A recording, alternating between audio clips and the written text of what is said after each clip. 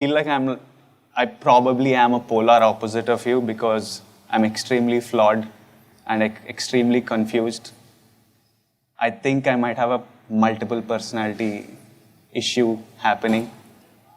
I hate giving advice. Sadhguru gives a lot of it. Really? Yeah, I hate giving. No. I never give advice never to give anybody, nor I've taken advice from anybody. Oh, you've never taken No. as well? Because I never took advice, I never give advice. Okay. So there I've gone wrong. And I think a lot of issues, like I blame human nature in general for a lot of our misgivings. And I have like lots of doubts, questions, fears. And usually like you're drawn to some sort of people, you build a relation, you trust them, and usually these are the people you go to with your fears, with your doubts.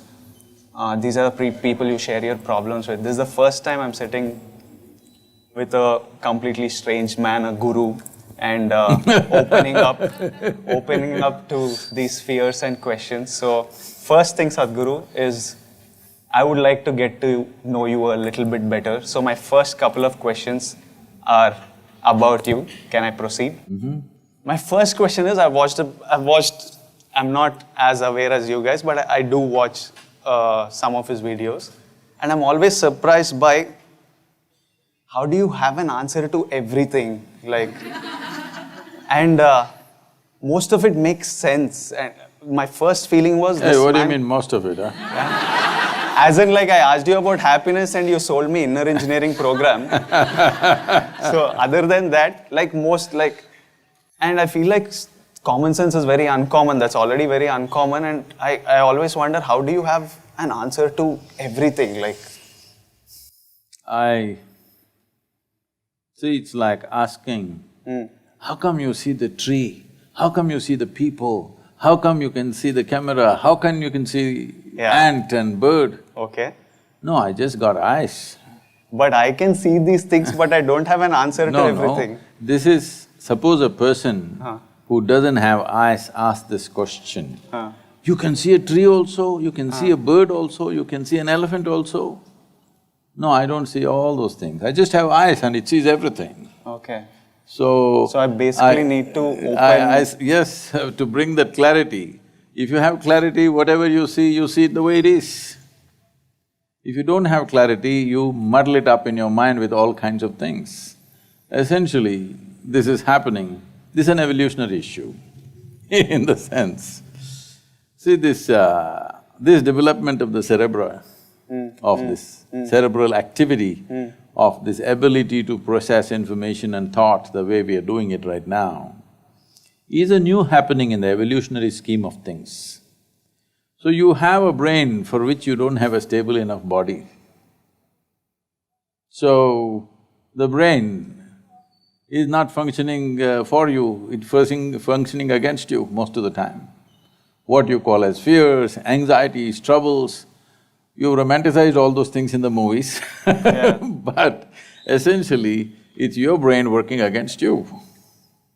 I think very tragically, one Telangana or Hyderabad television anchor recently committed suicide about 4 or 5 months ago, jumped off 5th floor or so. And then she left a note, "My brain is my enemy."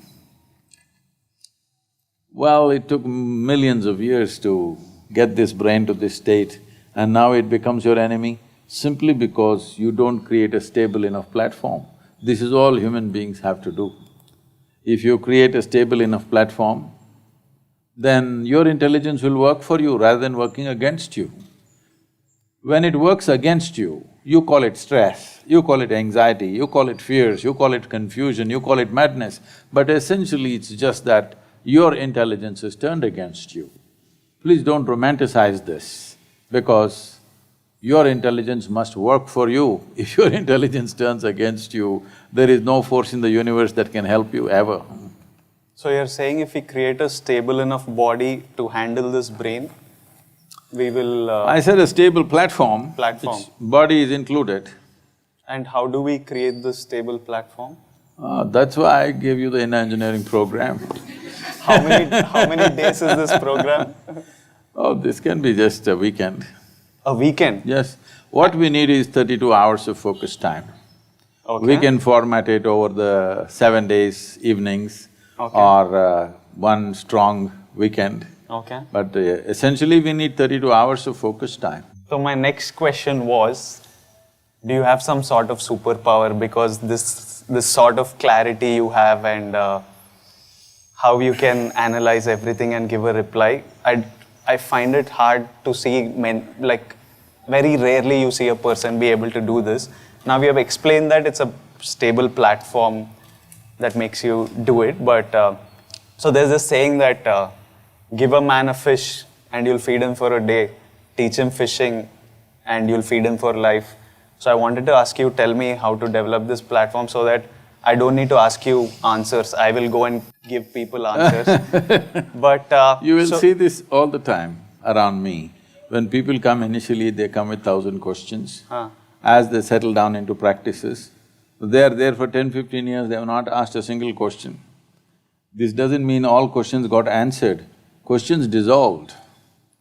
So do you think if I do this engineering program, I'll have clarity like you and be able to respond to… If you do inner engineering program. Yeah, if I did I just call it engineering? Okay. If I do that, I will be able to sit and give answers to people like this. You should also stop acting and be real.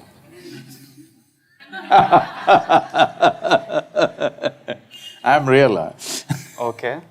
But can you make it clear to me? Because I really want to sit yes, and… this also can grow. Okay. And you don't have to do anything. If you don't meddle with it, it'll grow. Okay. My next question is, like, I am the person I am because of various things that happened in my life, the decisions I've made, how I've faced, like, events happen in your life and how you react to them is how I've become the person I am. I'm wondering what happened to you in your life to make you the person you are today. What is it that happened in your life that made you take this path even? Or why you're sitting there and I'm sitting here? Maybe if those incidents… I think we have the same kind of chair, just to make sure. Why you're giving the answers and I'm asking the questions? Because you have questions. Why do you have the answer? I'm asking, what is it that happened in your life that turned your life in this way? I asked all the questions that you're thinking of now, and a millionfold more questions When you were… much earlier than you, and invested my life into those questions. Did not ask those questions casually. Did not go and ask somebody else, what about this, what about that? Questions bothered me, and I realized, just listening to the chatter around you, none of them have a clue about anything. So, I invested my life into the questions. And you found your own answers. I did not find answers. My head became empty, even now. It's totally empty and clear. So, if you go and stand in front of a clear mirror, whoever comes, whether Konda comes or mountain comes, it will show. So does it mean to say the mirror knows the Konda and the mountain and the elephant and the man and the woman who stand in front of the mirror? No, it's just clear. So right now you're just empty and that's what gives you this clarity, eh? See, when you say empty, see, it's like this. You have a much smaller beard, but you're trying to pull it. No, it's just a habit. When is the shooting? There's maybe in you a need month. it little longer? Is it the reason why you're pulling it? No, it's just a habit, but I would love it to grow to that level. No, why I'm saying this is, our hands or our body can start doing something compulsively. If it becomes very compulsive, then people will say it's an ailment. Otherwise, people will say it's their personality. So personality is a mild ailment. When it gets very strong, people will say, oh, he's gone crazy. Yes? So, when the same happens with your mind, People think it's natural, it's not natural. Mind has become compulsive. Compulsive thoughts, compulsive emotions are happening. People say, this is my personality, this is how I am. This is not how you are. You have become like this accidentally. As you said, various situations and push and pull of life does this to people. So this is a choice that a human being has, that you either become an accidental person or a conscious person. The significance of being human is that we can be a conscious life. Why we're in some way better than other creatures is not because we're more competent. No, a monkey is far more competent in catching a ball, throwing a ball, whatever, you name it. In terms of strength, we are not comparable to other creatures. Only reason is we can live consciously. We can do everything that they do, we do the same things, but we can do it consciously. So if you cannot conduct the process of your mind, emotion and body consciously, then it becomes accidental or compulsive. That is not the way a human being should go, especially you being an actor. If you don't have a personality of your own, whatever person you have to play at that moment, you could be a total that person, rather than becoming a personality yourself. Because personality means a mask, essentially. In the Greek drama, the word persona meant a handheld mask. Those were days, there are only 3 actors, but there are 10 characters in the drama. So these 3 guys will take on different masks, hold it and do those dialogues. This is how the drama was done. So when this mask gets stuck to your face and you can't remove it, that's called a personality. So why do you need a personality? To do different kinds of activity, you need different kinds of personality. People who've been around me for long enough, they have this trouble of seeing me. I will warn them, see, I'm going to change my persona now. Watch out, I'm going to change everything about me, don't think I've lost it and don't fall off, hang on. Well, some people have the wisdom to hang on, some people will lose it and they'll fall off. Though I warned them 6 months before I changed my personality completely, changing everything about me. The way I think and feel, what food I like also I change. Because this is what a human being means. But you do that consciously? Consciously. To what objective, like why? Just for a change or? No, to fulfill different purposes. Okay. Like some spiritual stuff? No. Life purposes. When I was in the mode of consecration of Dhyana Linga, people saw me like a fireball, always intense. Spoke very little, rarely smiled. Now they can't believe that. So once that was over, then I told them, see, we've lived on the peaks for too long, time to get down to the valleys and do something more easy and simple. So then I get into the activity in the world, so I change my clothing, I change the way I eat, I change the way I look, I change the way I smile and talk, everything, because now you're reaching out to the world. At that time, it was a different goal altogether. Now it's a different thing. So accordingly, you do that. From this conscious living and compulsive behavior, what would you like to tell us? Like what is better for us? Because we are all just reacting to every day. I'm faced with different situations and I'm just reacting to them and I'm doing whatever is in my best interest. And that is shaping the person I become, and I'm making these decisions consciously. Maybe this I'm doing compulsively, but this I don't care about, it doesn't affect my life in any way. No, I was just joking. Yeah. So, but the rest, we are all making mostly conscious decisions. See, as you said, you're reacting to situations. Yeah. When you say reaction, it means it's compulsive. There is a difference between reacting to something and responding to something. Okay, maybe wrong vocabulary. No, there is reaction. You may think through what is your well-being, but still it's a reaction, isn't it? No, we are also responding to You're situations. also… I mean, nobody is 100% this or that. Let's not misunderstand. Somebody is all up there and somebody is all down here. There's no such thing. Every human being rises and goes down, up and down happening. But the fundamental thing is, in a day, from the moment you got up today till this moment, hardly a quarter of the day is gone. How much of your thought, emotion, physical activity has been conscious? Including your breath and heartbeat and everything else. Oh, if I have to sit and be… but this is supposed to be involuntary, no? Breath and stuff. It is involuntary, but are you conscious is the question. Are you conscious of your breath now, every breath? See, ask… you can inquire, anybody can inquire, people who are around me, traveling with me, have they ever seen me doing any exercise? Do you know in the car while we were driving, you would do this with your moustache? No, yes, that is because today it is all little flared up and before I come to the camera, even now I am doing it. In Tamil Nadu, This is some also television… conscious, it's not like me. No, in Tamil Nadu, some television channels are using, because this is always a problem because I've never cut these things. Okay. So I have to do this before I go in front of the camera. Okay. And now one Tamil Nadu channel uses a promotional where I'm doing like this. Okay. And they made it, projected it in a completely different way. I'm like challenging the people like this. I'm not challenging anybody, I'm straightening out my mustache.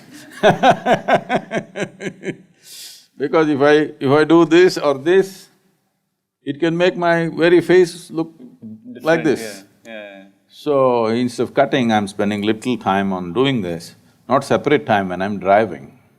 No time wasted. Yeah.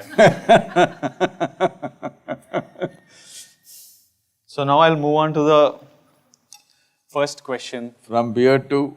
From beard to… it's actually quite a smooth transition, but I think this is the most important question that's bothering the youth today, and it's not only our nation, but across the world, everyone's wondering how to stop hair fall. Like, I don't… do you have some solution to this, Sadhguru? I think a lot of us would sleep better. Like, see, so many of them… People tell me, this hair care products or the amount of money spent on hair care products on the planet is much bigger than what's spent on education. Whoa! See how much we are concerned about our hair. See, I think you must learn from this tree, see how it's growing its hair. It's lucky that it's growing, for us it's falling. I think my effort is to shift their focus from their hair to their head. Okay, so we still don't have a solution for hair fall. Right now it's about the head. Well, if you keep the head cool, the hair may not fall. May not. Well, generally not. Okay. Why did your hair fall? Oh, because my hair, because for years, for almost 8 years or so, I wore badly designed helmets. Oh, you're a biker, no? Okay. Literally 18-20 hours I was in a helmet, and helmets were not well designed, they were sitting here on the top. They should be holding here, but they were sitting on the top. And I've never cared about my hair. It doesn't bother you. There's no hair care. If it's gone, life becomes so much simpler. You don't even have to carry a comb with you. Right now I don't have a mirror with me, but I don't even need a comb if the hair goes off, no problem at all. So Sometimes I'm searching for a rubber band, so all those problems will go away, I have no issue. So if you have hair fall, relax. As long as you've got a Lesser head, problem. working head, as long as you have a working head, why are you concerned about the hair? I'm an actor, so I'm concerned mostly people for… See, if you lose your hair, you can wear whatever kind of wig you want. No. So I've divided this question session into certain categories so that it's simpler. So, the first category I've kind of called it life, just random miscellaneous questions. So Sadhguru, one thing I've thought about is I don't know much of life that's past me, that was there before I was born. I don't know of a future after me. I know of the life I have. So I wondered if the purpose of life is to just live and to live it fully according to my whim and fancy. Because this is one thing I know I have with me. So my question is, was I right in thinking that the purpose in life is to just live it fully? 100%. Live it fully. But living it fully does not mean party every evening. Living it fully means, before you fall dead, you must explore all dimensions of life. Nothing that's possible for a human being should go unexperienced. If you're talking about living fully in that sense, you're on the dot. But later on you added according to my whim and fancy. Oui. That's a problem. Because your whims are not yours, they're social fads. Either you're doing what everybody is doing, or in reaction you're doing what nobody is doing. That's not the way to go towards a full life. But exploring life to its fullest depth and dimension is the really only purpose of life. Otherwise, what else? But what is this depth and dimension? What are these dimensions that we are supposed to explore? Is it true that you have a body? Oui. Yes. Hair or hairless, but body. Is there. So body is something that you slowly accumulated over a period of time, isn't Okay. it? You're not born like this. Yeah. So you have a thought process. Yeah. The content or the data for this thought process also you accumulate over a period of time. As you say, many things that happened to me, decisions I made, what I did and did not do. Emotions also accumulated. Yes. What you accumulate can be yours, cannot be you, isn't it? Okay, but… okay. This samosa, is it you? It's not. If you eat it, I might extract some nutrients from it if there are any. no, it becomes you, isn't it? This body is just this. Yeah, till it's in Just the the food system. you have eaten, isn't it? Okay. So, this is not you, but it becomes you. Okay. It's not true, it's still not you. Then Most people don't get the point till you bury them. When you bury them, they understand the body was not me. So what you call as my body, what you call as my mind, is something that you've accumulated. It's like, my car is parked there. If it's a new car, you think it's you, because if somebody makes a scratch on it, your heart will break. So, inanimate things are becoming you. This means you are giving up human life totally. When something inanimate becomes you, obviously this phenomenal life and the exuberance of that life is lost. So the moment you get identified with something that you've eaten, the moment you become a samosa, if you eat lot of them, you will become a triangle like that. Yes. Some people don't know when to stop the samosa eating, they will become like a triangle. So, if you get identified with the samosa, this is me, is it a tragedy or no? Or do you call it as exuberant life? No, it is a tragedy. It is a tragedy. So if you get identified with the body, it's a kind of tragedy. If you get identified with the heap of information you have in your mind, that's another kind of tragedy. You're not exploring life, you're just trapped in the physiological and psychological circuit. Instruments that were given for you, for your use and life, have become bigger than life. But so now we are saying this body is not me, this thought I process… am not or… saying, you tell me. Huh? Are you That's… samosa? No, wait. So you spoke about people realize it when they are buried that this body is not me, so that means are you saying that we exist after the body is buried? No, no, no. Then how are they Is thinking… it true the soil that you see here is what became the food that you eat? Yeah, from it the plant took nutrients Yes. and… yeah. The soil became food, food became flesh and bone. If you get this point right now, you will live a different kind of life. But most people get it only when you bury them. Till then they don't get it. I think I'm in that category. After buried, No, I no, get, that's why get the point. that is why we stepped out and trying to reach the young people, because we want them to get it now. If they get it now, they can live a phenomenal life, because life is such a great phenomena. It's the same life. See, when it comes to body, that's your body, this my body.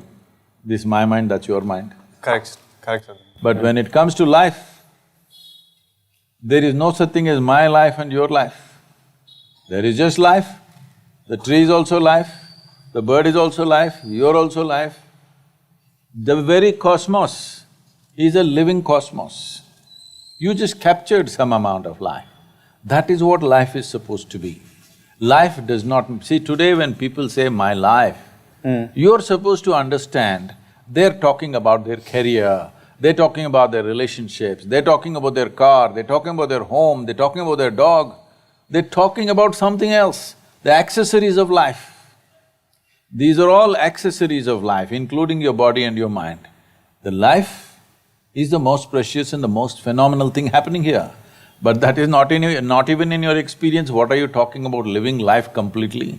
Yeah, because this body and mind is a thing we know, we can see, we can experience and feel reaction to this life you're talking about. I don't know what it is even, none of us know. See, that is like saying, I can't see the air I breathe, so I will live without the air. That's what we did. That's why all the cities are so badly polluted, because we thought we cannot see the air, it doesn't concern me. When you suffocate, it concerns you, right?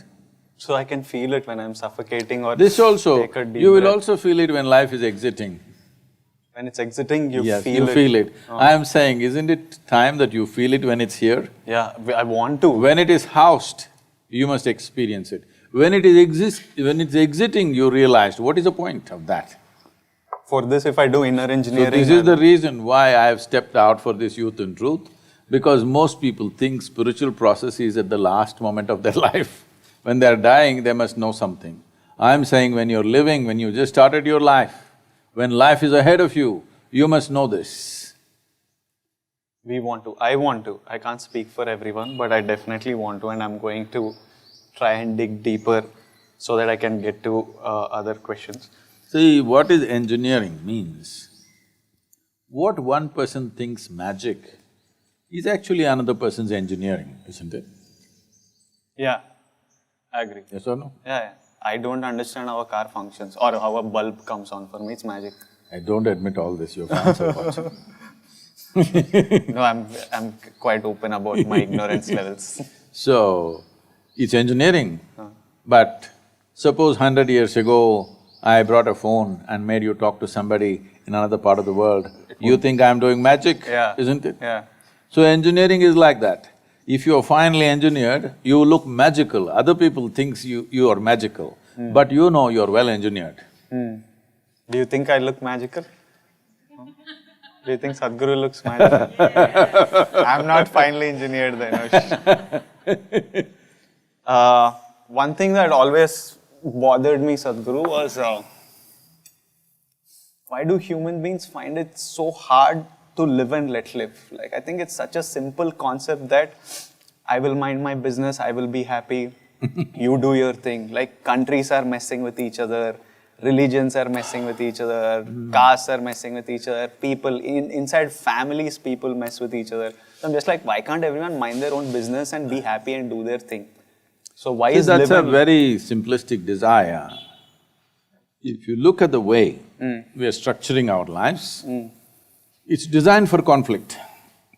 Okay. Right now, our idea of being happy, happiness means what? You must have this, this and this. So whatever that this and this, it is always in limited quantity. Now, right now as we sit here, between the tree and us there is a conflict.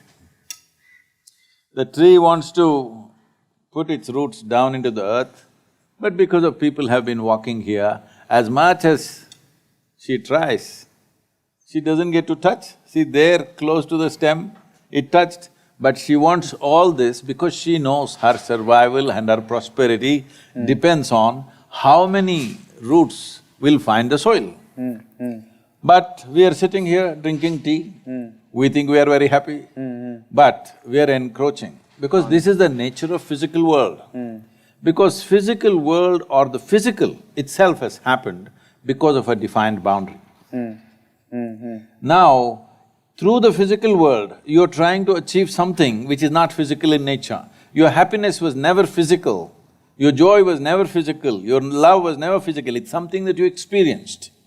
Certain pleasantness of life within you, which you gave names to it. But now you're trying to achieve the non-physical through physical means, and now as you expand, you will find it doesn't matter if you remove all the trees on the planet, still you're not happy. Not even healthy after some time, forget about happy. So this is always happening. Once we relate our experience of life to what we have and don't have, now conflict is inevitable because what you can have is always limited. Physical is always going to be limited because it's a world of boundaries. Without boundary, there's no physicality, isn't it? Without a defined boundary, there's no physicality. Now, you are a Devarakonda. Well, your ancestors settled for a small kingdom, but if you give them little power, they would like to occupy the next kingdom. In the history books, we will write, I come from the Vijay empire. In the history books, if you read what glorious victories our Krishna-Devaraya had, we are all very proud of it. But victories are never glorious, that's what the history books say. Victory is shameful, brings a whole lot of death, injury, widows, orphans. This is how victory is achieved always in a war, isn't it? Yeah. Because those who won write the history, they will describe it as glorious. Yeah. But those who lost, Misery. usually those who lost more people, more wealth, more misery, everything. Yeah. So, when we are looking at it this way, that our happiness is in having more, then conflict between individuals, conflict between communities, conflict between nations is inevitable. So this is why spiritual processes become important. This is why do you think I'm coming and meeting all this, all of you film stars and business leaders, all kinds of influencers, is because we want to make spiritual process the mainstream. Spiritual process does not mean looking up, looking down. Your experience of life should transcend the limitations of physical. Something beyond physical, if it's your living experience, you will see and you will do your physical to the extent it's necessary, not to a point of conflict. So you're saying because of limited resources and greed… No, because of limited experience. See, right now your entire experience is rooted in body and mind. Yeah. Physicality, isn't it? Yeah. But physicality wants to expand limitlessly. If you want to expand limitlessly, see, just ask anybody. Right now they have a little property, they want to make a little bigger property. But this is more for security than just constant expansion for most of us. Like I can make a bunch of money with what I'm doing, but I know that I just want like maybe 2 houses and 1 car. Why does one man need 2 houses? For my parents. That's okay. Yeah. You can have 10 also, that's not my concern. Yeah, so All I'm saying I'm not is, constantly expanding. No, you will expand. See, your expansion may not be in property. See, if you know money, you will think only unlimited money. If you know property, you'll think unlimited property. If you know knowledge, unlimited knowledge. If you know fame, you will look at unlimited fame. So, whatever your currency may be, but you can't stop human beings from expanding. So, how much expansion does one want? If I make you, instead of Devarakonda, I'll make you the king of this planet, will you be fulfilled? No. Because you will look at the other planets, you look at the other galaxies. As in first I'll say I don't want to be king of the planet, I don't… No, I'm not planning to make you. Suppose we make you the king of the planet, immediately you will look up, what about the moon? What about the sun? What about the galaxy? This is the nature of human being, because human being wants to expand, nothing wrong with it. It is just that wrong means is being employed, in the sense, you want to expand limitlessly, but you're choosing the dimension of boundaries to expand limitlessly. Okay, so you're saying… What you're seeking is boundlessness, but you're seeking it through boundaries of physicality. So unless your experience of life goes beyond your physical self, this is how it'll always be. Conflict is inevitable. But then this is something most of us will never end up That is doing. why we are saying, why this effort right now to touch the youth, to touch the world, is to bring what is called as, in Tamil Nadu we said, Orusattu Anmikam, one-drop spirituality. Spirituality does not mean you have to take sannyas and walk on the street or do something else, sit in a temple, this is not what it is. Within you, your experience is little more than body and mind. Something beyond that has become a living experience for you. If this one thing happens, you will naturally function consciously. This compulsive need to expand will go away, because once you touch a non-physical dimension, then you're boundless. Once there is an experience of boundlessness, you understand physicality has to be managed. In this world, we have to make space for the tree, the ant, the bird, the elephant and the other people also. Not as a philosophy, but as a living experience. This is all coming from some sort of greed and expansion. I wouldn't use the word greed. This is longing to expand limitlessly, which is essentially a spiritual desire finding physical expression. Wrong means, it's like you're driving your car but you want to go to the moon. If you try very hard, you will be in Hussain Sagar. Maybe we are doing it unconsciously. Totally unconsciously. This need to expand is very unconscious. See, the need to expand is wonderful, otherwise human beings wouldn't progress. But it's being conducted unconsciously, and we have misunderstood this longing to expand limitlessly as a physical need, because right now our experience is limited to physical self. So, this is one question in the segment that comes from a boy called Bapu Chaitanya. So Bapu wanted me to ask you, is being patriotic or is patriotism good? See, a nation is an artificial situation we have created in the world. What is the ideal? Well, it would be fantastic if it was a global village or nation, as we call it. But will the globe happen without management? So for management we need… No, we anyway have to have a leader. Yeah. Now, should we have an Indian leader, African leader, American leader? Question will come. Then fight will start. That's how nations have happened. Who should manage which part of the world? Because we could never agree that who should manage the whole world. So we made it into small parts, well over 200 parts. Well, we could strive to make 4 or 5 nations in the world instead of 200 nations at some point. Now European Union is there, similarly we can make an American Union, an Asian Union and make just 3 or 4 nations. It looks like a good possibility, but there is also a prospect that if they get heavily armed, if 2 continents go to war with each other, there'll be no small wars, there'll always be only world wars. So in some ways, the way it's broken, it's okay because it's broken on cultural lines, linguistic lines, so many things, religion, this, that, in so many ways it's broken, it's best to preserve that. Now, is patriotism a good thing? Patriotism means an emotion towards your nationality or your nation. See, do you believe that you can build a family without investing your emotion? As in, build a family, maybe not. Have a family, yes. But build a family, no. Well, I was not talking about an arrangement. I'm saying, can you really get the best out of the people around you, whom you call as family, if you do not invest your emotion in that? We can't. No. So when you can't build a nation of 4 people, family is a nation of 4 people. If you can't build a nation of 4 people, how are you supposed to build a nation of 125 crore people without investing emotion in it? Is this emotion ultimate? No, but it is an immediate need. And a nation is the largest amount of humanity volume of humanity that you can handle right now. 125 crore or 1.25 billion people is a world by itself. So do you need emotion? Yes. This emotion must be graduated as the nation grows into different levels of evolution.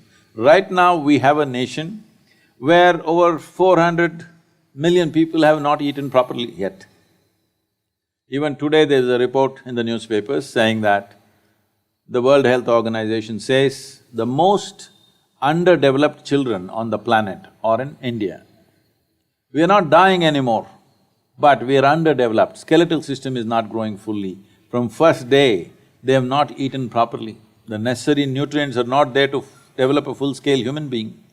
So we are creating underdeveloped humanity, which is not a small crime, it's a crime. This crime is on all of us, all right? This crime is on all of us that our children are all stunted. We have the maximum number of stunted human beings on the planet right now.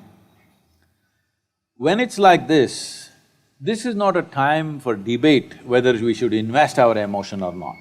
Still after 70 years, daily we have issues on our borders. Daily soldiers are dying, all right? Yes. If only, if you tell all the soldiers who are standing, because I've been engaged with the armed forces, with the BSF, with the Indian Army, Coast Guard and all of them, ITBP, all these people, if you only tell them, I've been to Siachen, I've met the Siachen warriors on the yoga day. If you look at the hardship they're going through on a daily basis, not fighting the enemy, just the natural elements. At 22,000 feet, camping out there, continuously being there 12 months of the year, if you just tell them this nation doesn't mean anything to them, at least they can go back to their families. When a man stands there on the border, willingly to sacrifice his own life, willing to widow his wife, willing to orphan his own children, is it a small thing? Have you even understood what we're talking about? So if you tell them, we are not interested in the country, they can also go home and do their own thing. So, these are different levels of evolution in a country. Right now, sovereignty of the nation is constantly under threat. And millions of people, nearly 500 million people are not even fed properly. In this state, we need a lot of patriotism, you know?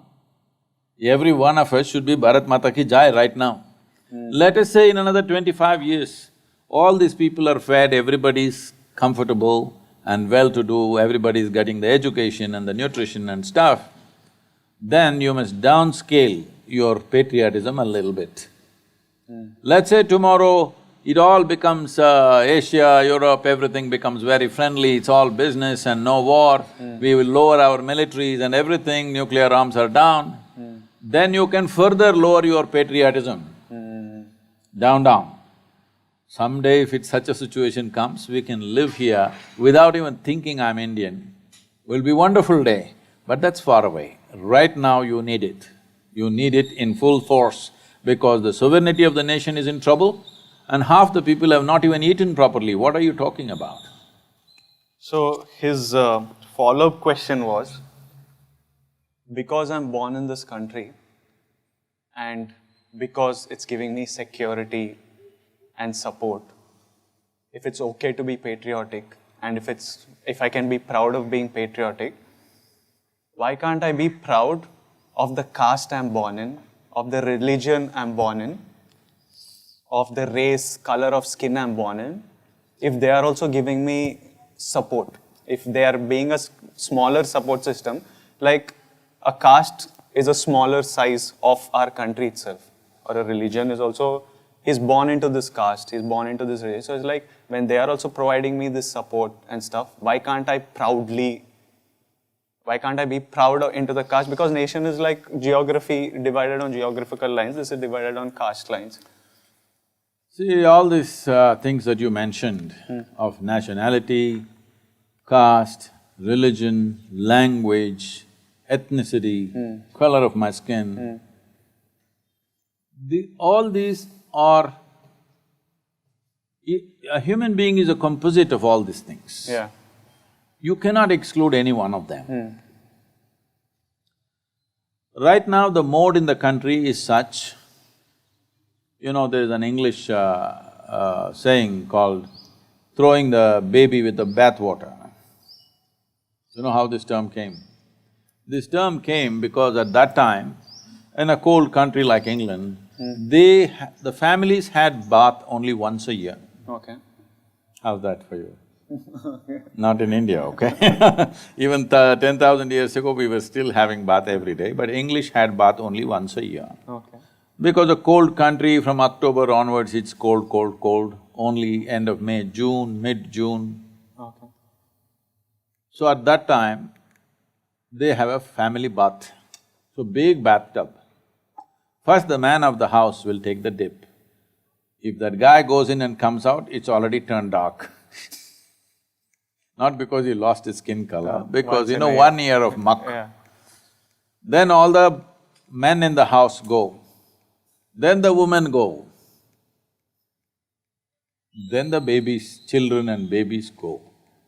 So it happened sometimes that there are so many children and everything, they put them in this big tub which is murky, you can't see anything. When they want to throw the water out, some babies got thrown out. This entire thing of carrying a bride carrying a bouquet came from this culture because the bride smells so bad. She has to have a flower bouquet, otherwise you can't go near her. This is all this is the fragrance of the flower made her attractive. Otherwise, she's quite… because she's gone into the tub after all these men. Oh, after all the… So, we are throwing the baby with the bath water. In this culture, the caste and creed was created as a transference of knowledge and skills. Yeah. Because we understood in those days that whatever skills a father has, he is naturally prejudiced in favor of his children. Yes. So he will teach it in a best possible way to his own children. Yeah. So the family traits and culture always went like this. Yeah. This is the only reason Gosh. why those who want their children to be really educated send them to Gurukulas, away from the family, where there is one man who's risen above his identities of blood and he is going to teach the best to their children, but the rest of the skills, simple skills of carpentry or blacksmithery or whatever else is needed on a daily basis, this was transferred only through the family. So they maintain this close thing. A blacksmith's family means they eat in a certain way as it's necessary for their type of work. They will marry only a blacksmith's girl because she knows how to make the fire, this, that. If you marry a carpenter's girl, she won't know how to do this. So it is from this they did. Out of this, a phenomenally kaleidoscopic culture we created. It's so fantastic. From one community to another, they're living side by side in the… in the neighborhood. For probably 100 years, 2-3 generations have lived. But the way they cook this home and this home is distinctly different. Okay. If I go to any house, if I just smell the seasoning, I just tell them what caste you belong to. Okay. Just if I smell the seasoning, I know what caste you belong to. Do you think we still cook it as… If they're married in they're the married caste? in the same thing and traditionally women who are trained in that are there. But today, most women are going to school and college, they never spent enough time in the kitchen, so Now things everybody change, yeah. smells like pizza or whatever. That's a different thing. But it is so distinctly different. You should not destroy this. The only thing we need to take away is the discrimination. Unfortunately, our differences became terrible discrimination, that we started treating people badly, this profession is low, that profession is high, if you are doing this, we will treat you badly. This discrimination we need to take, but right now we are trying to level out the whole culture, which is not going to work, and if it works, it'll be a very poor nation. We will become like other nations where everybody eats only burger, okay? Here also people are beginning to eat only burger. I have nothing against anything, but the thing about a human being is to do things in an aesthetically correct way.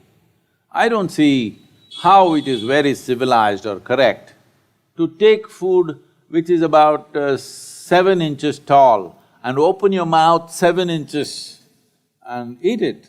That is the way of a crocodile. That's not the human way. We have been taught to eat in a certain way because a human being wants to do everything in a beautiful way. Dog also eats, cat also eats, but we want to eat with style. We not only want to nourish ourselves, we also want to make it into an aesthetic process in our life. If those things are taken away from our life, what is the point in the name of leveling out the society? Well, if you make everybody into monkeys, we will all become same, of course. You just have to genetically push back everybody to be a monkey, we'll all be one kind of monkeys. That is not the intent. It is perfectly fine to be proud of your culture, to be proud of whatever you belong to, but if you have the sense to appreciate how other people are different, you also appreciate the difference. They are different and you must appreciate the difference. World is colorful, India is as colorful as it is only because all of us are so different. Every 50 kilometers you drive, people are different, they speak differently, look different, dress different, eat different, everything different. So it's fantastic, we must keep this color in the country. This color has not come just like that, 10,000 years of maturity to get this color. We should not destroy this colorful nation by believing in some kind of a silly, leveling out business. But at the same time, it's very, very important that we remove the discriminatory aspect of it and we learn to appreciate all the differences that others have. My next topic is on love. This is an age where we all… where we all fall in love and we all love to love and we all love being loved. So my first question is, all you need is love is a popular saying, and I've been told by people that like, money is not the most important thing, love is more important. If we have love, we can be together, we can be good. But I come from a school where I'm like, dhanam moolam idam jagat. I'm like, what will I and you love, and if we don't have money, what will we even do? So my question is having a life full of love and not much money better, or is like going for ambition and working on our careers and making lots of money and security, but then maybe you don't find the right person but you settle or whatever. So what is a trade-off? Because it is a trade-off, we don't have time to do both things, like most of us don't. So… I was told some things were going on in the WhatsApp and stuff, that in Hyderabad, after the demonetization, women are beginning to marry for love. Women are making so much money, Sadhguru. So, I would like your definition of what is it that you're calling as love? First of all, that's another question. Like, for my personal feeling, like, I don't know. I've felt love, but I don't know how to define this word. I think this is a word that greeting card companies came up with to market stuff. And one more issue I had with love is, because it's so untangible, when I say I love you, you say I love you, we could be completely… Hypothetically. Hypothetically, like, when someone says I love you, I think maybe she means that I will give a kidney, I'll give my life for you if you're in trouble. And maybe when I say I love you, I'm like… No, she only said I'll give my heart, never the kidney. No, but to that extent, that I will do, my life is yours. When someone says I love you, they could mean that. And I could reciprocate with I love you to the same person, but maybe my meaning is that I really like spending time with you and you're the only person, and whenever I want to go out, I want to spend time with you, but I will not give a kidney or give my life for you. So the thing is, we just say I love you, but because it's not tangible, you never know what is the exact this thing of it. So that's one vague conversation which will go on forever. And I have so many questions for you, and I think we're running out of time. No, this kidney love I like. Oh, you like? But tell me what is better. This is an answer I need.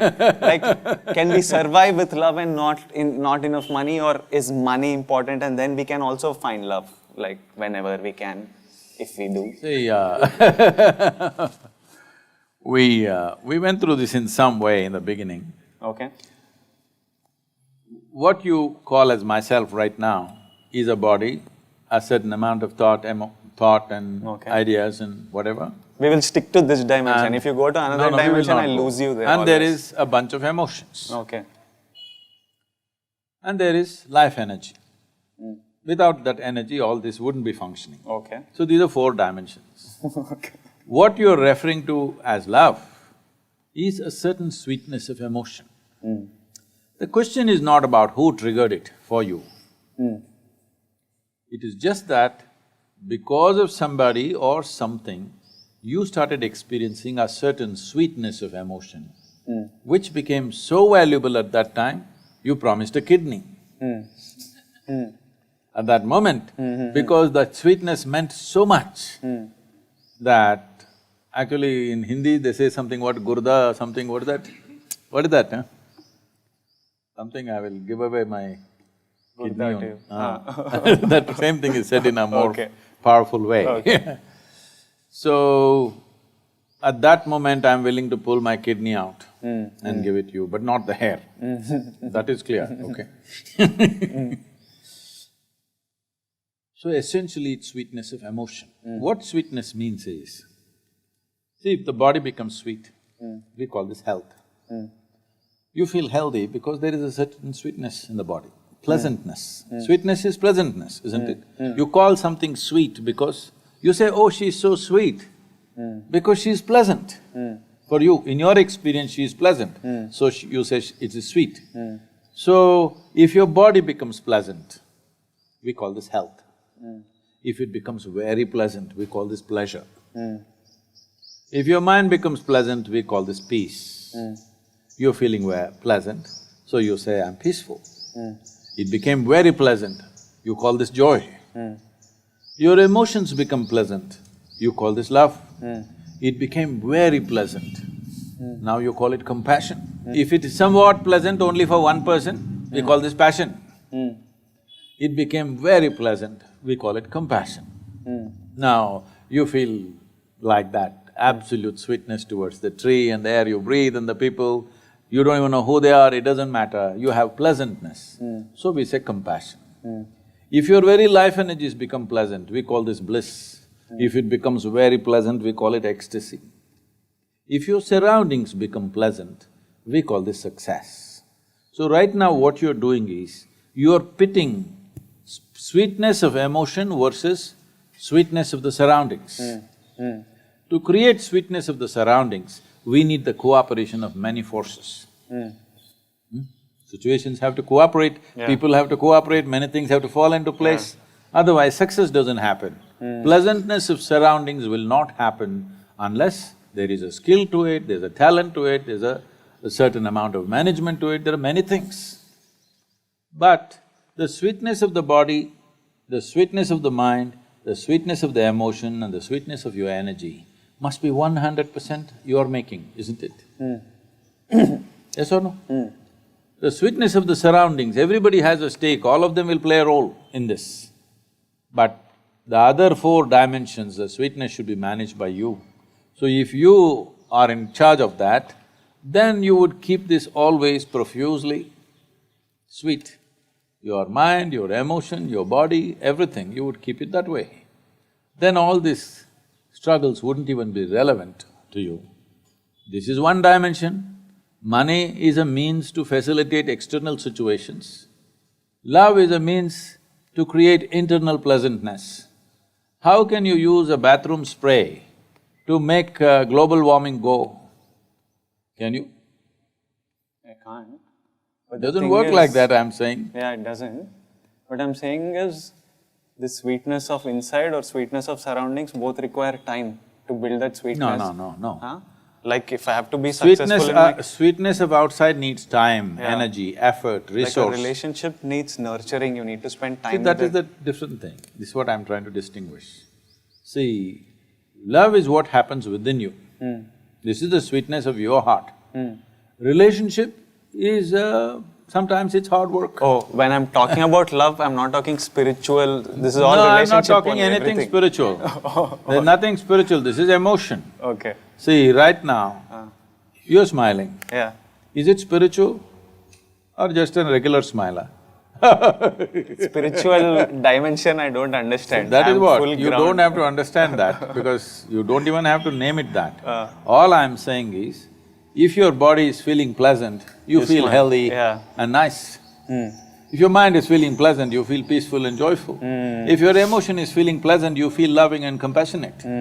So, why do you want to call it spiritual, non-spiritual nonsense? There's no such thing. So right now you sit here, you have very sweet emotion, not towards anything or anybody, you're just sitting here, sweet emotions. Has it happened to you? Nobody need to be there, just like that. If there is something, you share it. If there is nothing, you can sit here with a very sweet emotion. Now relationship is hard work. That is external success. You have to build it, you have to manage it, there are many aspects to it. While the other person may be looking at your external situations too, all right? They're not just looking at the sweetness of your heart, they're also looking at what you're wearing, what you're driving, how you are, who you are, everything they're looking at it. Yeah. So, a relationship involves those dimensions, you cannot say it is completely free of that. Well, when the Gurda thing happens, maybe little bit they will cross that. But it doesn't mean it's completely free of that, no. It's always involved, physical things are involved, isn't it? This sweetness, what did you call love? Sweetness of the heart. Sweetness of your emotion. Sweetness of my emotion, if it happens with 2-3 people, then… It cannot happen with 2-3 people, it can only happen within you. Okay. It only happens within you. If it is happening within me… No, 3 people are stimulating it. 3 people may be stimulating it. Okay. I am asking you, do you want to be a push-start machine or a self-start machine? Self-start? Self-start means your sweetness must be turned on by you. If you want to share it, you can share it. If you don't want to share it, you don't share it. But you must be sweet for your own self, not for some… See, love is not about somebody, it's the pleasantness of your existence, isn't it? Is it not important? Forget about other people, relationship stuff. But is it not important if you sit here, you are pleasant by your own nature, somebody need not come and poke you and crank you to be pleasant? Right now, what you're talking about is, 3 people have to crank me to make me pleasant. A very poor machine. You remember the old ambassadors? Yeah. Always they parked downslope, because morning you have to push. Now all the cars are self-start. Improvement, technological improvement or no? I'm just asking you to upgrade your technology so that you self-start. If you wake up in the morning, you're full of joy and love. If somebody comes, we will share. If nobody comes, we're just fine. One more question related to this in a very utilitarian, very basic, inhuman level. Our mind and eyes haven't been… You're also human, mate. Don't you call me inhuman, So, once when I was in my intermediate, and this is where your hormones are going through the roof, and this is mostly where you're attracted to the opposite sex or the same sex, depending on your choice. Once my dad sat me down and he told me, Vijay, if you buy a bottle of water, you can drink it, you can close the cap, you can keep it half full, you can know that when I reach that place I still have half a bottle of water, you can drink it to the last sip, you can refill it if you want, it's always with you. But if you fall in love with a girl, she's not an object, she's a person, and unlike an object, she has her own feelings, her own emotions, and she can develop likes and dislikes that might not suit you. She might make decisions that you might not think are in your best interest because she has her own life and she has her own choices. So I was like, what he was trying to do was, he was telling me, focus on your career now, because that will always, if you work towards it, it will always pay back. And for love, once you're settled and stuff, you can spend time on it. Right now it's about career. If I was a girl, he would tell me the same thing about a boy. So it again comes back to this question about, on a very real level, that we have, so many of us have to make these choices, where do we pursue ambition with all our intensity and time and energy, or do we, when you find the right person, do you try and… It's hard to find this balance though, because it's very competitive these days, and you have to give it all to survival's much. You need to work harder to beat the competition and survive. Don't go on the competition trip, I'll come to it. So, like nurturing a relationship versus nurturing ambition, like this was something he said. So I wanted to know your thoughts on that. Like, was he off the mark? Was he off the point? Was he… No, in his own way, what he's trying to tell you is, there is a time to build yourself and there is a time to live.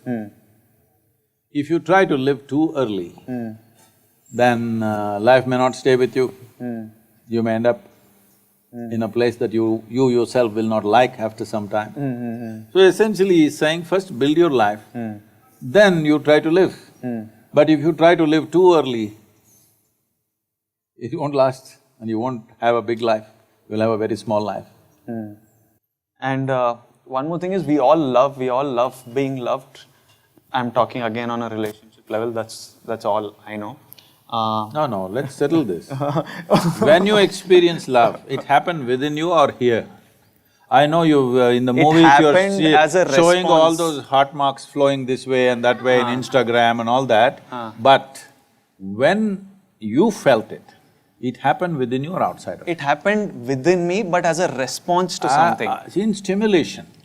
That's why I said, do you want to be a self-start machine or a push-start machine? Somebody has to come and stimulate, only then you will feel sweet. So you're saying without any stimulation, I can sit here and just feel full of love and feel happy and stuff? If you're self-start. Whoa, that must be a cool place to be at, like to See, feel it is cool. a cool place to be at. We have to try and get there someday, like. That's why in engineering. But first have to pay rents.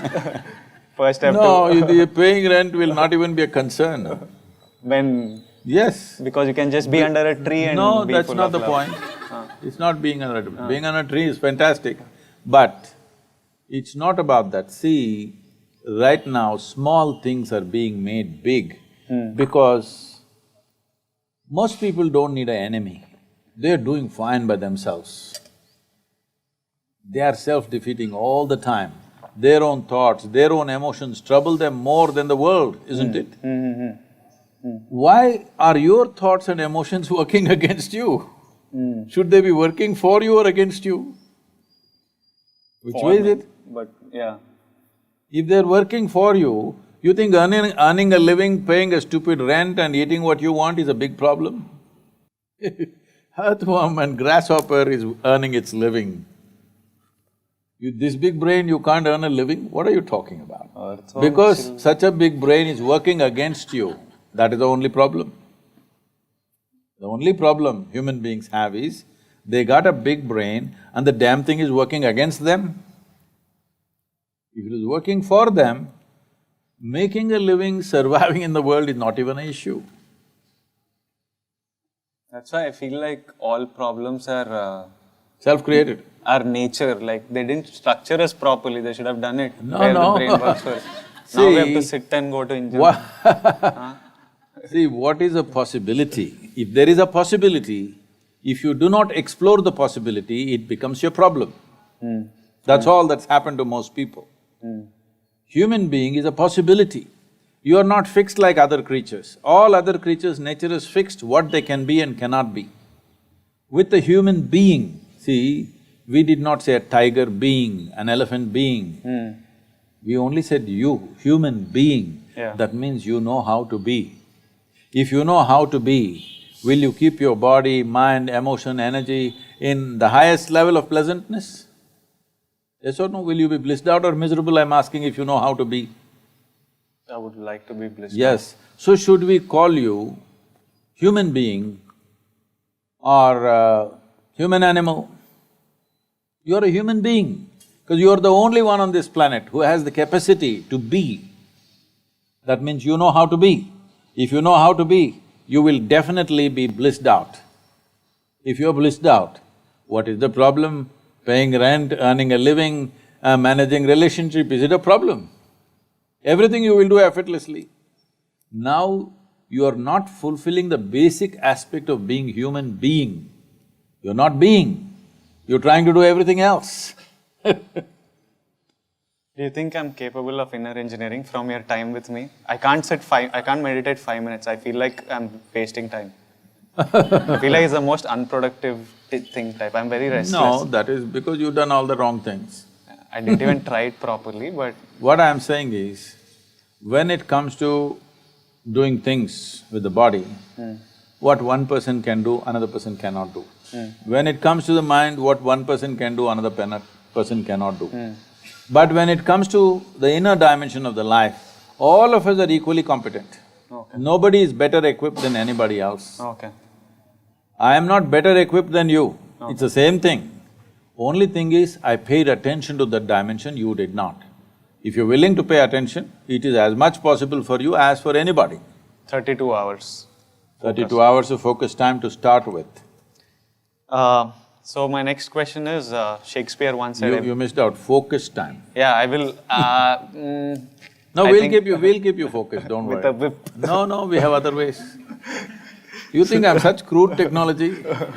Whatever This is makes very it high function. tech. This is very high tech, no whips, no torture. We have other ways of doing it. Like, I would love it if you just like touch something and it'll happen.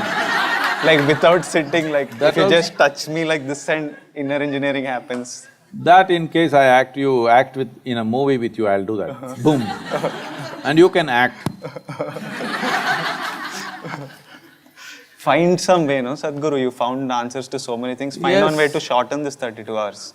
Focus time. We have, for certain people, we have shortened it much more. Okay. But generally, for most people, 32 hours. Okay. You must understand, normally in engineering, in ancient times, used to be 12 years. Oh. One solar cycle, 12 and a quarter years you must stay with the Guru. From 12 and a quarter years, 32 hours I have made it. Good job. If I you feel reduce it reassured. any further, it'll become ridiculous. So, Shakespeare once said, everybody's somebody's fool. In the… what it means is that always in life, there's someone who loves you more than you love them, and there's always someone you love more than they love you. So, a lot of people I've met are in situations where they have to choose between the one that loves them or the one that they I thought love. that happened only in the London society, it's happening in Hyderabad also. Here also, everywhere it's happening. Because now we are meeting a lot of more people, I interaction, understand, but why exposure. don't you pick the one that you want? Why are you in the wrong place all the time? Pick the one that you want. No, you are saying you love somebody, but she loves somebody else, and That's how life is, no, so unfortunately. that is because you're making all the wrong choices, obviously. No, but it's nature. It's not nature, do not It is. do not make… Haven't you all met someone who loves you more than you love them and who you love more than they love you? Sometimes there is love both ways. No. You just tell me in one line what is a better. Stay with the one who loves you more or see, the one you want to this be. is not a prescription. All I'm saying is, why are we continuously going this way when we want to go this way? If you want to go this way, please go this way. You want to go this way, you go this way. Now it is one Now what B. you're… I'm like, which way? What you're asking is this better or this better? Yeah. There's no such thing. No direction in the world is better than the other. No person in the world is better than the other. If you put your heart into something, it becomes wonderful. It is not the best thing. It is just that for you it's wonderful because you invested your involvement. But from there, if they don't invest, gone, no, Sadhguru? Like, That gives you a lot of freedom. So you're just saying hit and trial method, like go for it. No, I'm your saying energy. that gives you a lot of freedom because you experience love and they don't, and they won't bind you, it's very wonderful. It's not, Sadhguru. It's not at all wonderful. Because you are looking at a transaction. Transactions, you have to use your brains, not your heart. Okay. So there you have to think what is best for our future Yes, and… if it's a transaction, in transaction you have to use your brains. You're talking about a love affair. So there you have to use your heart. In a transaction, then you must use your brains. My next topic is one of the most controversial, but it's religion. Does religion serve any purpose, Sadhguru? Like in these times, like is there any purpose to religion? So you must understand this. In the East, in this culture, in India, we don't have a religion. We've never had a religion. Dharma, just… Dharma means a law. We have laws. Right now, to drive on the street, there is a law. Between husband and wife, there is a dharma, a certain kind of law. You must maintain those things, otherwise, however close people are, things will go bad if you don't maintain certain things. Between father and son, there is a dharma. Between the king and the praja, there is a dharma. Like this we created. Of all these things, we said, these dharmas have to be debated in every generation and be amended and amended continuously. But there is one dharma that you do not amend. This is called as Sanatana Dharma, that means the eternal law. Sanatana Dharma does not mean a religion as it's being claimed today. It means an eternal law. What is an eternal law? Physical is always transforming, evolving, changing. So that cannot be an eternal law, you have to fix new laws. See, there was a time, suppose with an axe, within half a day if you can bring down this tree, you would be a hero in this village. Because just clearing the tree was such a big feat. Yeah. But today if you bring down this tree, if you as much as bring an axe, we're going to arrest you and throw you in the prison, all right? So now the dharma has changed because the situation has changed. When it was a time when the entire region was forest, to build your home, to build a village, if you could knock down a tree and make space for people to live, people thought you're a hero. But now if you cut the tree, you're the enemy of the people. So dharma has changed. So we said all the dharma should change, but one thing should not change, which is the eternal law. What is the eternal law about? A dimension which is not physical. Again. For that, there is no change of laws. It is the same law. So this is called as Swadharma or Sanatana Dharma. So the knowledge or the dharma of the self beyond the body is Sanatana Dharma. So that is what we valued most because that is permanent. Rest of the things are changing and evolving. All this culture got disrupted because continuous invasions for 1,000 years. Everything got disrupted. People who are repositories of this knowledge, everything were killed and all kinds of things we've gone through. Let's not revisit that. But essentially, whether you take Hindu way of life, Jains, Buddhists, Sikhs, nowhere there is a God. There's no God. All the people whom you worship are people who walked this geography at one time. Yes or no? In Telangana and Andhra Pradesh, there is history of Rama walking down to Sri Lanka and again walking up. People celebrate those places where he sat down, where he stayed for 2 days, where he did this and that, so many things. They were all just spreading this dharma or… No, they were just living their life. Unfortunately, their life occupied them with so many tragedies, kidnappings and wars and stuff. But I'm saying there is proof that they walked this planet, they walked this country. We worship them because they showed that they had something in them which would not change no matter what kind of drama they went through. Wars happened, kidnappings happened, death happened, all kinds of horrible things happened in their life, but they were free from it. So because the highest value in this culture is freedom or liberation, which we refer to as mukti, if you listen to the conversations of your mother or maybe your grandmother, in daily conversation, without uttering the word mukti, moksha, karma, prarabdha, there is no conversation in this country. Yes or no? Every day, not spiritual conversation. Daily conversation, if they sit down and stand up, they'll say, yo, karma, prarabdha, mukti, moksha, when will I get mukti? This is the talk always, because the entire country was invested towards liberation, not God. We use these people as symbols of liberation. Even though life put them through all kinds of trials and tribulations, they remained above it. So we see that they are free. They are in a certain state of freedom that the physical world never disturbed them. But at the same time, they were not withdrawn. They were actively engaged in the physical world. Fighting a battle means absolute involvement, isn't it? When you're pitching your life out there, can't be any more involvement in life. So they're absolutely involved, but at the same time untouched by life. So we worship that quality because they're representing mukti, they're representing absolute freedom from life. So it's because of that these people became symbols, whether Rama, Krishna, Buddha, Guru Nanak or whoever, they all became symbols of mukti. Even when they were living, they were free. Actively involved but free. But does the religion serve a purpose? You're saying it is like a rule book that we follow to stay civilized? No, there is no rule book in India. But you called it the law. See, the law, that's what I said. Law, the reason why Indians are full of questions and now youth are asking all these questions is because this is a land of debate. Yeah, which is very good, When Shiva came, when Adiyogi Shiva came, he is a personality of that kind, that in front of him nobody would ask a question, but his wife asked him 1,000,000 questions. That is what is Shiva Sutras. And his 7 disciples asked thousands of questions.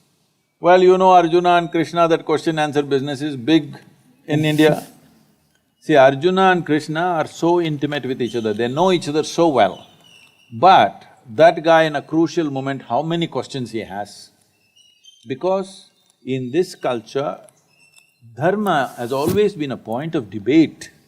Because dharma has to evolve, all dharmas have to evolve, except the Sanatana dharma or the eternal law or the Swadharma need not evolve because that is not changing. So this is a land of seekers of truth and liberation. Here there's no religion as such. We've taken this religious attitude from outside because outside heavy competition came. Once it came, we thought we must also organize ourselves like that. We are trying to, but we will never will, because the best thing about Hindus is we are always confused. No, it's a very good thing. Confusion means you have questions in questions. Otherwise, you have stupid conclusions about everything. The idiotic conclusions that people have made have destroyed this planet, killed millions of people around the world, simply because somebody has an idiotic conclusion about everything in life, isn't it? So, we don't have this is it kind of book. Our books are all debates. So people think we are confused, but we don't think confusion is a bad thing. We are joyfully confused, that's a great thing. You have concluded something. If I ask 2 questions, your conclusion will fall apart. That is why if I ask a question, you will kill me. Questioners have always been killed in every other culture, do you know this? They ask a question, you kill the man. That's one way of handling the questions. But if you entertain the question, it will lead to more and more and more. And this is how we've always been. So this is a godless, religionless land. But we have managed this culture well because this is based on human consciousness, not on heaven, not a ruling power up there. Here we have always managed humanity by activating human consciousness. We told you your life is your karma. What this means is, your life is your doing, nobody managing it from anywhere else. Essentially this whole movement, what I'm calling as inner engineering, is a movement from religion to responsibility. This is where we need to go. That every human being who sits here is responsible for who the hell they are and who the hell they're not. What they are and what they are not, they are taking complete responsibility for that. Only then individual human beings will live well, only then a nation will live well. Some of the questions I'm asking with regards to religion is just like… You're just trying to get me into trouble, I understand. No, it's actually… it's actually like you could say pass Sadhguru if you do not want… You can just say pass this question. No, but I don't pass any question because that's why I'm sitting in the police lines. Oh yeah, I know that. So like some of these questions come from across… I think the youth that follow me, especially my friends, come from across religions and cultures, and these are things everyone questions, from be you a Hindu, a Muslim or a Christian. I think everyone… So I'm asking, some of these questions are very general, they don't come from any particular religious point of view. One question I had is, do you think these loud religious processions or rallies or these chants and prayers that are pushed over loudspeakers across religions, do you think it stems from some sort of insecurity or competition between religions? Is it necessary to have such a loud public display? Like, people have a problem with PDA, but if I hug someone or kiss someone, I'm at least not shouting. It's at least quiet. It's not disturbing anyone. So, do you think it's coming from some space of insecurity, these extremely loud display of religious fervor? No, competition. Competition. It stems from that. Yes. So if everyone's more relaxed, you think all this... Because religions are always trying to improve their numbers. Okay. Other religions are turning up the volume. Yeah, to keep their numbers or increase their numbers. Yeah, sad. If people, especially those people who believe all life is made by God, I don't see why you have to strive to make me belong to your God, because anyway you are saying your God only created me. I will also accept, okay, your God created me, all right, then leave me alone, no. Anyway I belong to your God. He can take me back whenever he wants. But now I think… I'm not resisting. This has become like political numbers, yes. And so it's just like various… See, people have understood, not today, for a few thousand years they have understood. It is not only after democratic governments came they have understood, even before they understood, numbers is power. Okay. So it's a power game. They would like power beyond politics. Do you understand? It is not about transformation, it is not about liberation, it's about power, enslavement of people. Since I was growing up, and now we are in the Ganesh Chaturthi season of the year, it has always been like after Diwali, it was my most favorite festival, because in school we would make these chariots, take a procession, and it would be celebration, we would all enjoy it. But once I grew up, I wondered, once I came to the city and saw the amount of clutter it creates, I always wondered, it's a social celebration, we celebrate together. I wondered why one big Ganesha for the entire city, like a Jagannath Yatra or something for example, why can't we all have one at home and then just the entire city celebrate together with one, instead of making 3 every street, and then it has one domino effect of polluting, because people are careless. It was not meant to be this way probably when it started, but now that we have made it this, do you think like a rule passed by the government that one Ganesha, it would have political repercussions, so no one will dare do it, but doesn't it make more sense? So we can do it at some point. That… see, right now, in many cities, it's been made like this. For example, Diwali crackers. Everybody is supposed to come to one big ground in the city, and all the children come there and burst their crackers. Instead of bursting it all over the place in certain towns and cities, it's slowly being cultivated. Not 100% mandatory, but it's being pushed in that direction. Don't burst crackers all over the town. Everybody assemble in one place and do it. The next step would be, like in United States and other places for their July 4th and stuff, they have major firecrackers.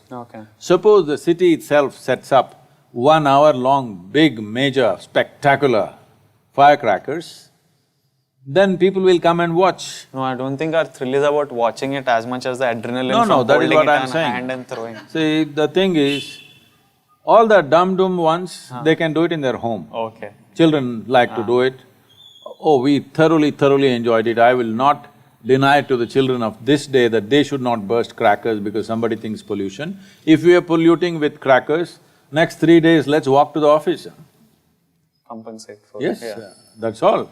You can't take away every aspect of culture using pollution. I think it's a very motivated push that certain people are doing, which is not right. Coming to the Ganesha, it's very much a possibility, but maybe one will not work for the entire city. When a population is like huge. 15 million, 20 million people, one may not work. Probably for every area or every 3-4 extensions, maybe a population of 1 million, one. So if you have 15 million population, 15 Ganapatis, they all come to one place and in one big procession they go, the entire town participates in that. would be fantastic actually. It is a direction in which we have to push. We made some attempt. We have done this with Pongal in Tamil Nadu. There are 4 days of Pongal.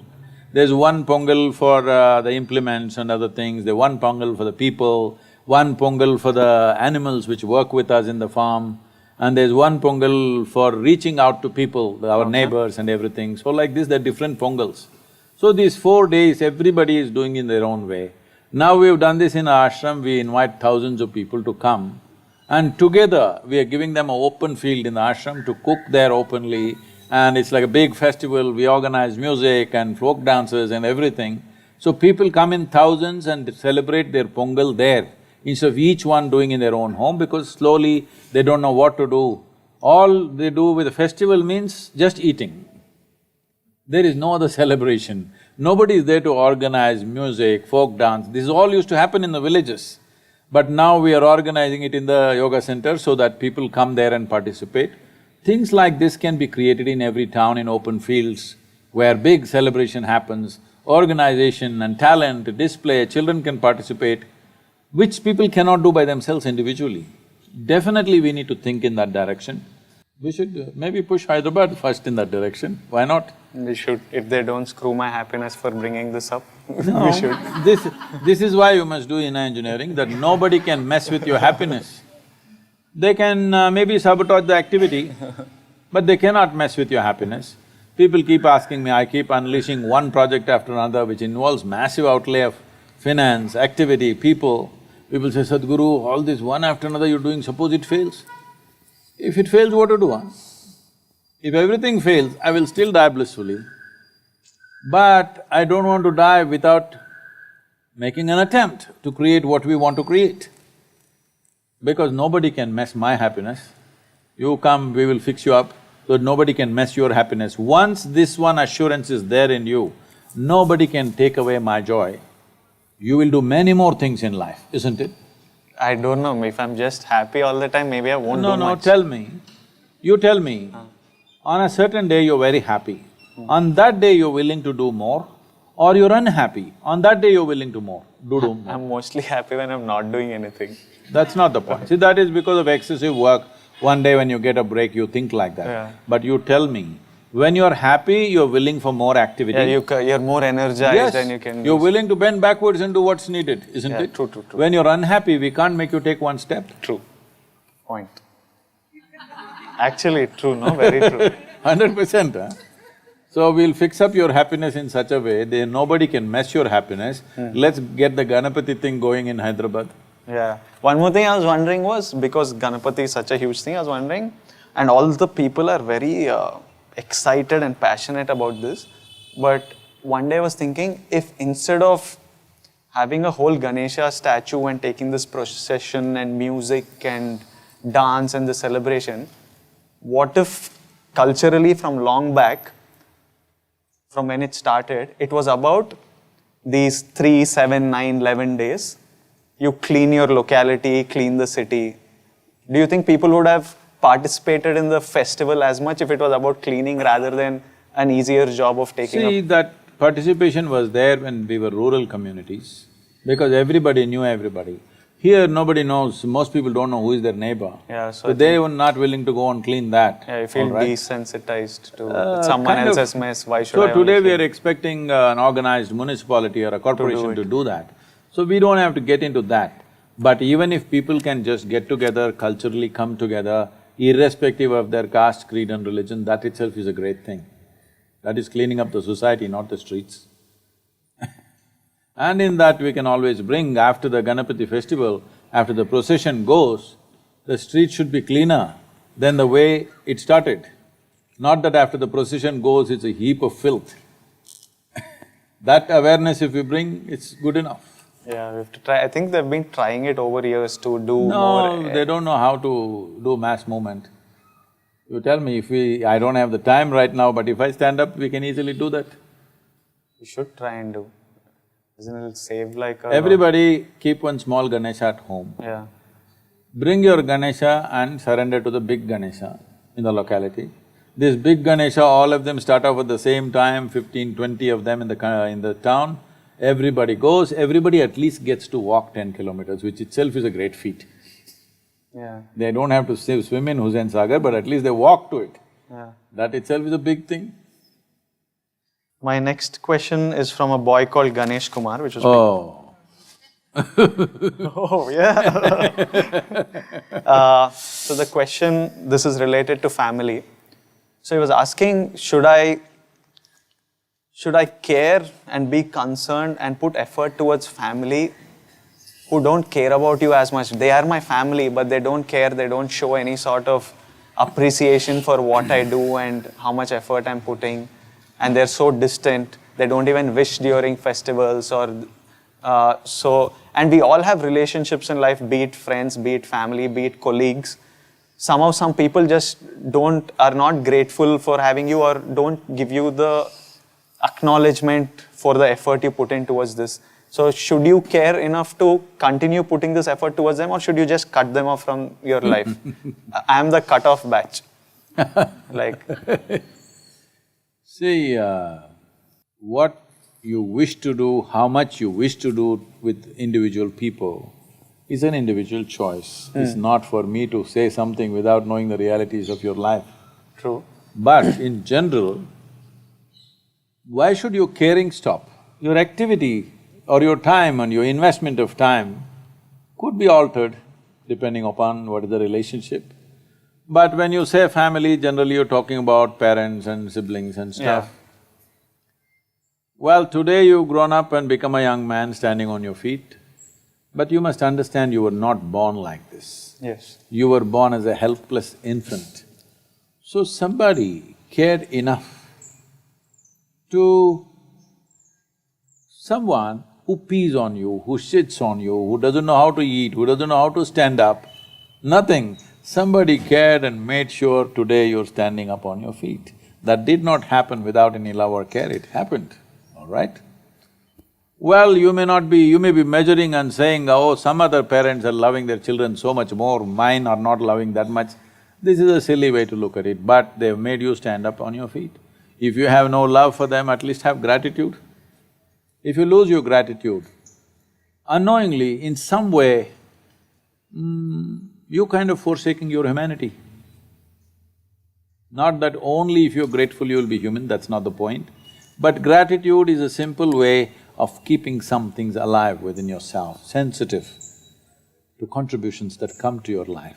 If you lose that, then you'll slowly become absolutely reckless and careless about everything, which is not a good thing for you. Forget about them, it's not a good thing for you. But this applies to parents, I understand, because when you were helpless like one animal, they brought you up and… but Oh, I to didn't know you were siblings, born as an animal, I thought…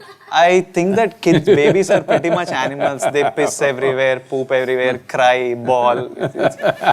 So like kids, I think, are pretty much animals. As you grow up, I think you become smarter and cultured. But a whole lot of people say, I want to be like a child. I think they mean like in their school. In their school where they're just running around and everything was taken care. But I was asking you, like what you said, definitely we should be grateful for the people who brought you up, but what about siblings who didn't offer so much to your growth, or friends or work colleagues, for example? See, relationships, any kind of relationship, if you are straight about it, as you already mentioned once in this conversation, it's a kind of a transaction. Yeah. No transaction will continue for long if it is just one way. Yeah.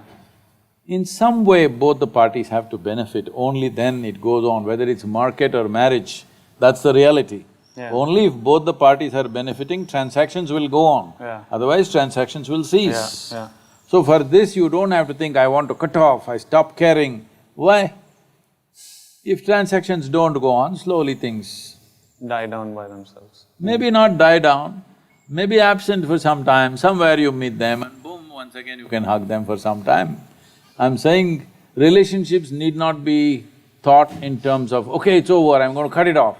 This is a silly way of doing things. When transactions don't work, slowly, so far, that's how it is. It's a wise way of handling life.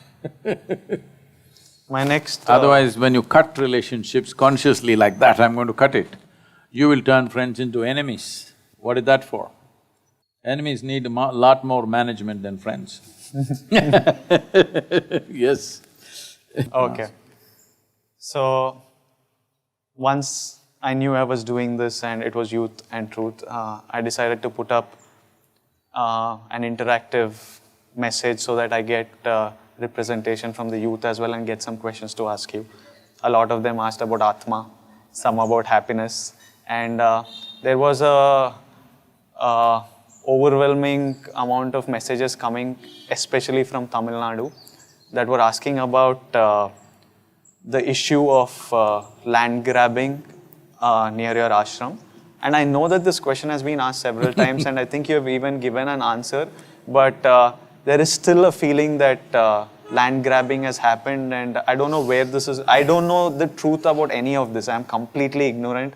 I haven't read the actual accusation. They did not talk about the kidneys? Kidneys, no. Kidney grabbing, they didn't talk. Kidney grabbing, no. They've been going on with kidney grabbing for some time because it didn't work. Now they've come to land grabbing in the last 3 years.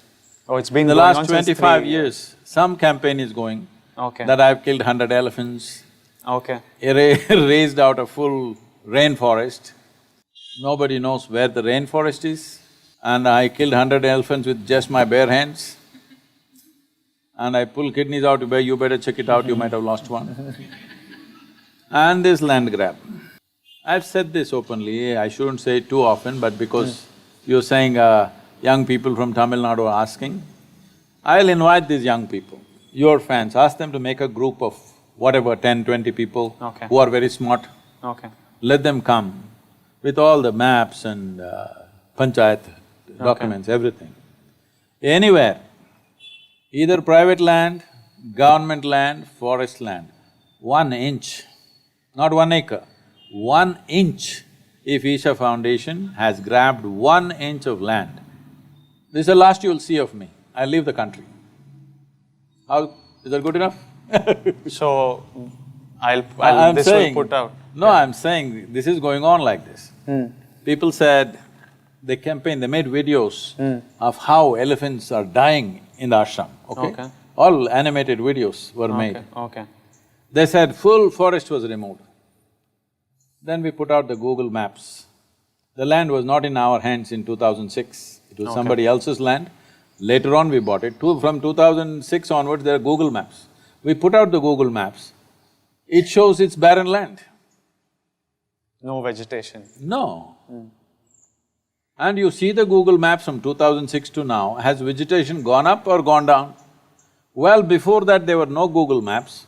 Check the panchayat records.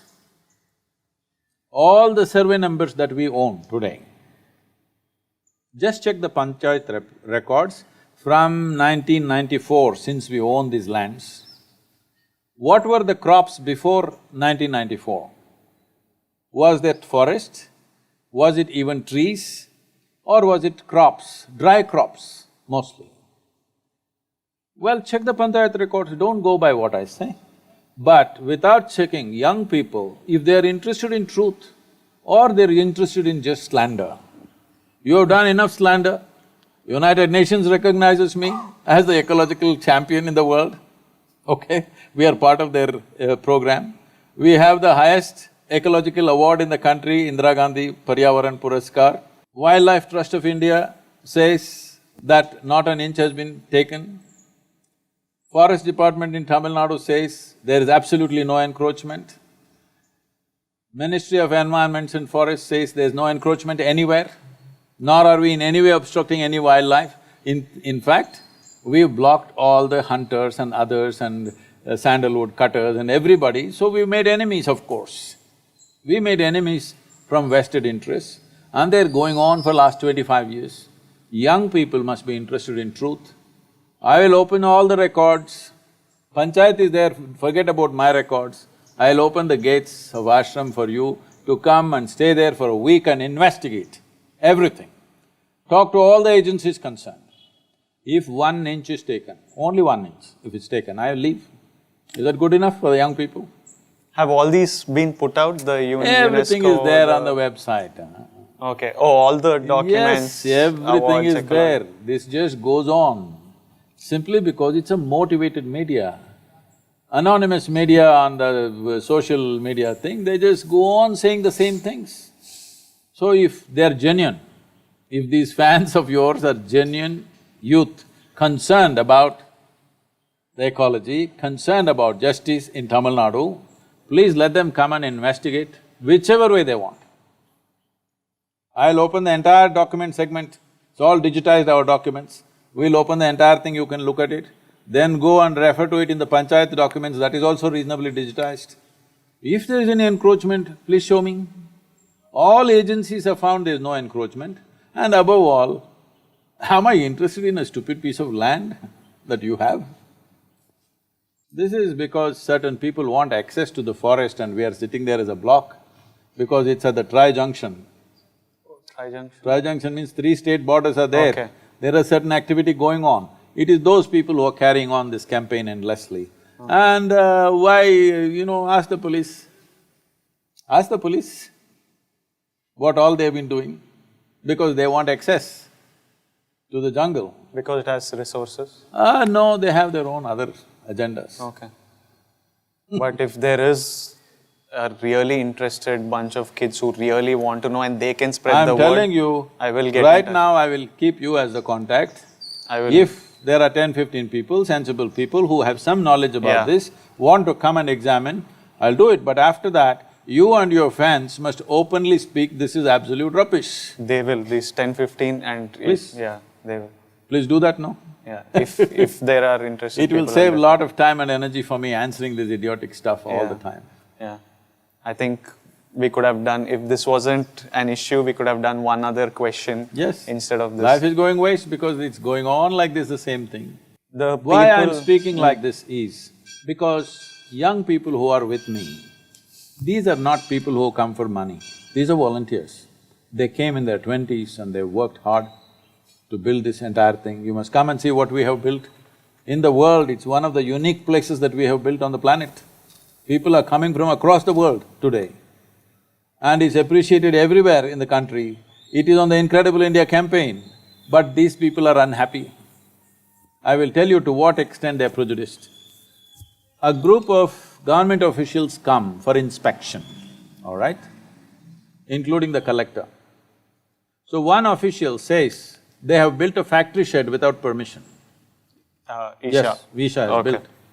So we ask, where is the factory shed? We've not built anything. He points at Adiyogi statue and says, this is a factory shed. The collector asks, what is this, you're calling Adiyogi as factory shed? He says, as far as I am concerned, it's a factory shed because inside it has steel structure, outside it has sheet metal, it's a factory shed. You've seen the Adiyogi statue? I've seen The pictures. images. Yeah. Looking at the Adiyogi statue, if you're calling it a factory shed, just tell me who is this man? We have permission for a monument, we build a monument, but that guy wants to categorize Adiyogi statue as a factory shed and put some case on us. Tell me who, you must think through this politically, who is calling Adiyogi as a factory shed? So this is what young people are being influenced by. Please come and examine if you want. Whatever you want, all right? Done, sir. And 15 years ago, how the mountain was, today how it is, how green it is. There are images. Oh, please check it out, no, don't believe me.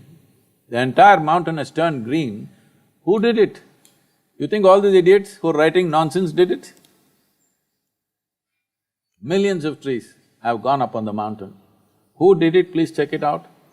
People ask, where is the proof you planted? Well, go walk into the mountain and see all the trees are 18, 20 years old. That doesn't happen in a forest, isn't it? In a rainforest, if you find except bamboo, all the trees are 18, 20 years old, somebody must have put it, isn't it? You don't want to give me the credit, leave it. Somebody put it 18, 20 years ago after we came. Maybe I didn't do it, Shiva did it, it's okay. It's fine. We are not asking for credit, we are happy it's green. But I hope that this issue clears out and everyone No, has this their issue answer. will never clear out.